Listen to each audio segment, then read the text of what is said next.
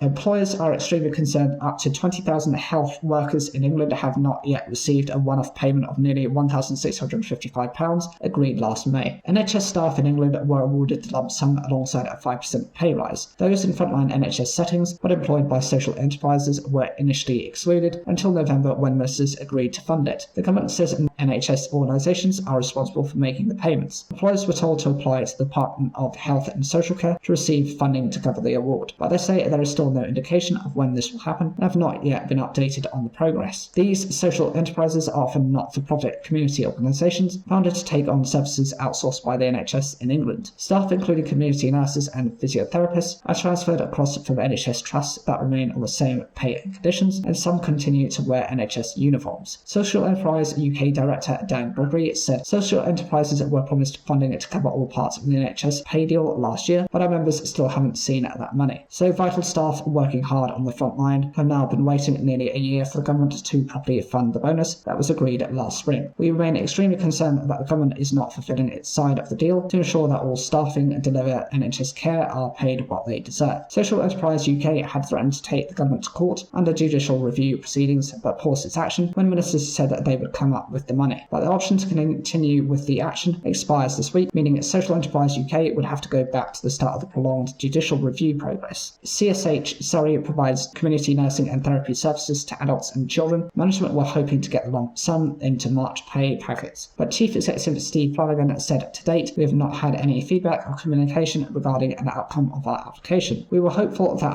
after the positive response, this would be resolved quickly, allowing our overlooked colleagues to be treated equally. But so far, this has not been the case." Speech and language therapist Pippa Wiseman said, "We continued seeing patients throughout lockdown in full personal protective equipment, visiting households, care homes and working in community hospitals. To not receive this bonus has been incredibly disappointing for so many frontline people delivering NHS community services like me." Other health groups have also been protesting, including some bank staff who provide a temporary cover to the trust to fill rota gaps. The Royal College of Nursing has also been campaigning on behalf of members in GP practices, and some members of the Unite Union have staged industrial action when employers have failed to make the payments. These include cleaners, porters and other NHS facilities staff who demonstrated at the Department of Health this week. Separate payrolls and deals have been agreed in Scotland, Wales and Northern Ireland. A spokesperson for the Department of Health said, "While these staff are contractually eligible for the payments, the independent organisations are responsible for making. As outlined in the guidance, the outcome of applications made by individual organisations for additional funding will be known by the end of the financial year."